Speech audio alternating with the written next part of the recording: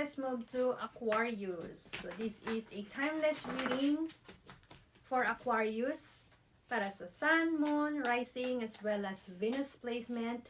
Only takes what resonate with you at iwanan na kung wala naman. For the cross watchers, only takes what resonate and leave what doesn't.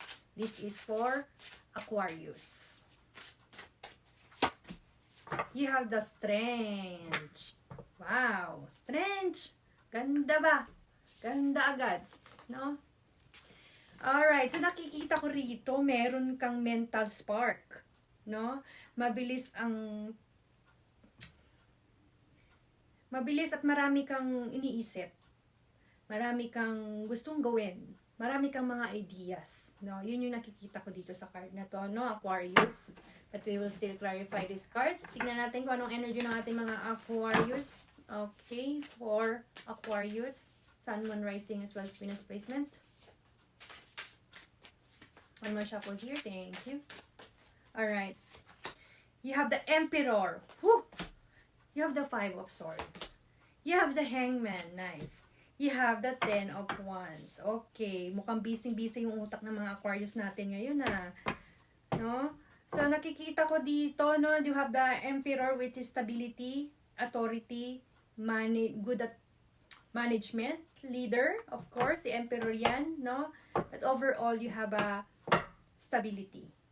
Okay, kay Emperor.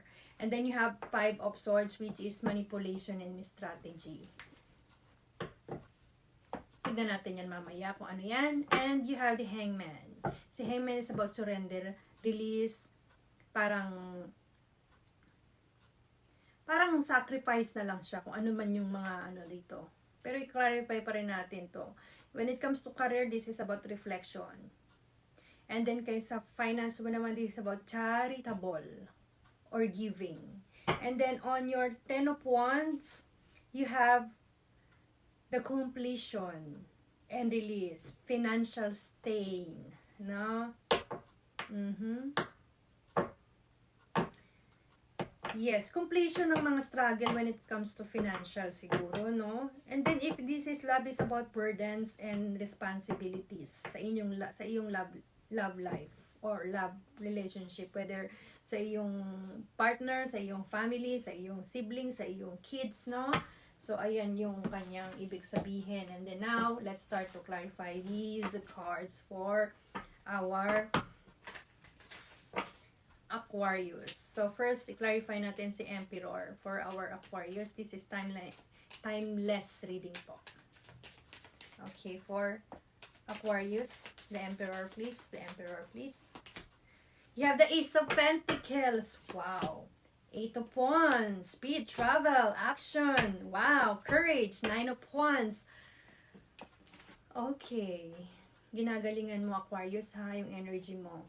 Okay, so si Ace of Pentacles is about financial gain, financial stability, financial sense.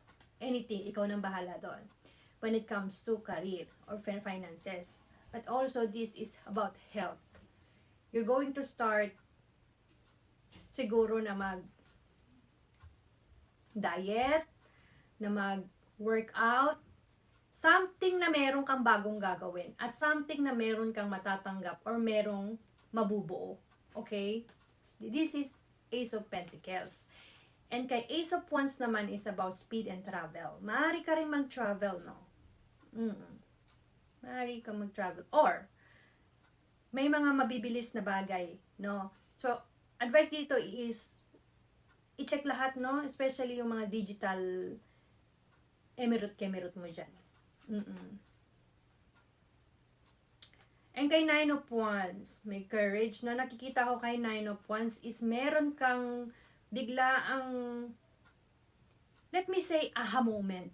Kung alam mo yon, yung aha moment mo na may mga solusyon ka kaagad sa mga problema mong naiisip.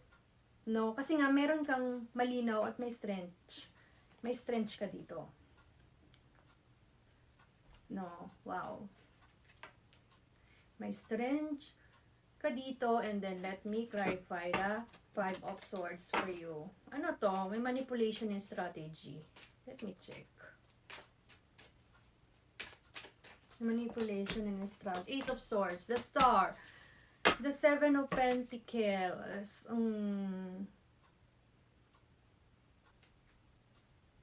Okay. So, minsan may mga taong restriction. Okay, minsan may mga taong tingin sa'yo is suplada ka at suplado ka. Pero ang totoo, dahil meron kang star dito, ang totoo is, mas iniisip mo lang talaga yung ibang tao. No?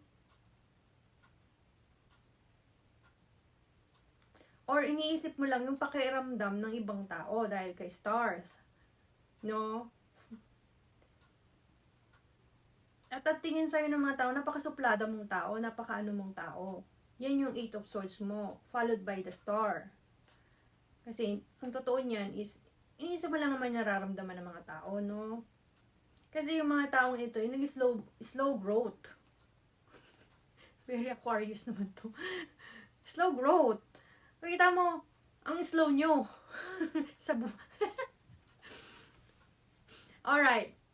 Okay, so let me share some personality traits ng ating mga Aquarius. Ang Aquarius po is always following the rules. No, not always. Let me say 80% of Aquarius lifestyle. They follow the rules. They follow the system. Let me say not rules, system na lang. No. And then they process things much faster than the normal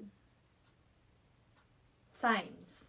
I'm not saying that Aquarius are not normal. I'm not saying na hindi tayo normal lahat. Pero mas, let's say, 2 step ahead ang mga Aquarius when it comes to let me say, example, doing project or merong mga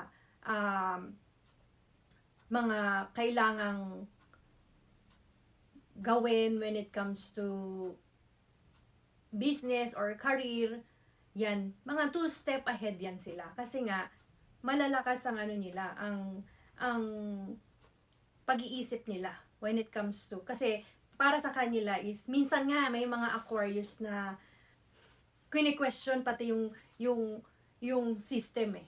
That's how they process yung mindset nila. Kini-question nila pati yung system. No? So, para sa'yo, hindi mo naman suplado ka, hindi ka naman suplada, kaya lang talaga, feeling mo lang talaga, slow tong mga ito. No? Na iniisip mo, medyo na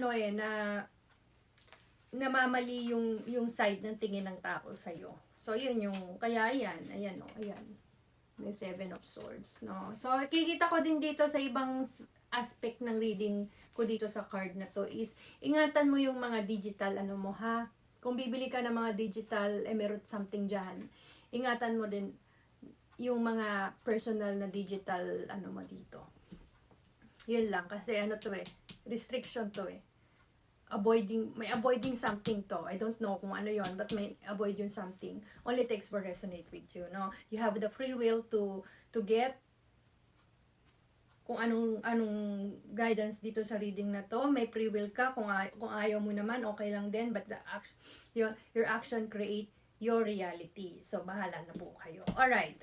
With all that being said, let's move to Hangman. Kung single ka, maaaring makatagpo ka ng isang tao na pareho mo ng interest or parehas kayo ng paniniwala, no? Advocacy, ganyan. Kung single ka. Pero hindi ito ang typical na, na para sa romantic eh. Kasi wala akong makita ritong romantic emerald dito eh. No? Pero, magsisimula ito dahil parehas kayo ng advocacy. Nagkakasundo kayo sa part na to. Simula kayo maging magkaibigan. Kung may partner ka naman, kailangan ninyo ng space, pero posibleng suportahan ng isa't isa sa inyong mga individual na hilig.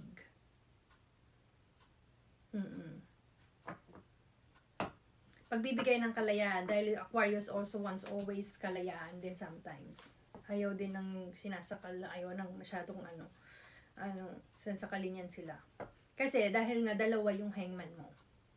Nahirapan ako sa part na yon. Pero sige, tuloy pa rin natin, Aquarius.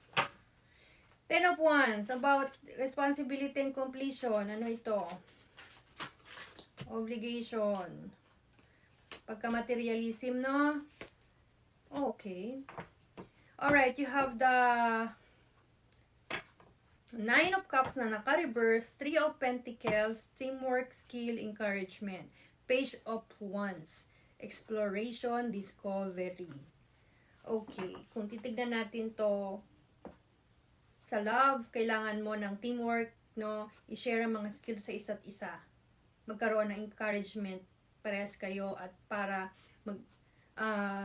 alam mo yon, magkaroon kayo ng exploration, ganun. Or mga discover kayo ng mga bago-bago dyan, mga ganyan. Yan ang si Page of Wands. And then kay Nine of Pentacles na naka-reverse, this is about materialism. No? Grabe naman, may smugness. Okay. Teka lang, titignan ko kung makukonekto dun sa taas.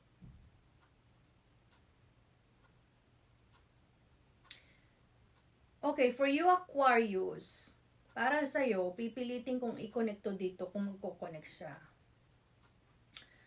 Si Nine of Cups is about parang material na bagay, pagka-greedy, pagka-smugness, no? Dahil kanina meron tayong nakita dito na mag-ingat digitally, no?